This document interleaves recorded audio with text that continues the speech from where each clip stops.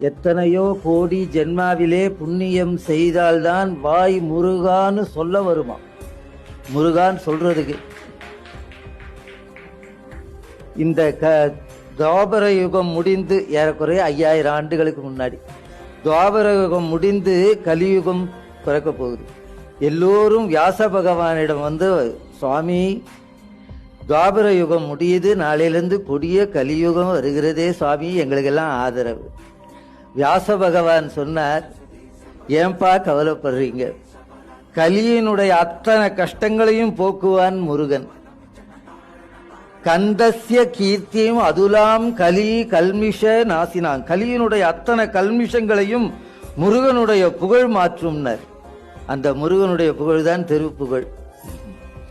திருப்புகழ்கிற அந்த பேரு அருணகிரியார் வைக்கல. எங்க பெரியப்பா பழைய நூல் எழுதியிருக்கார், வாரியார் அறிவுரை அமுது.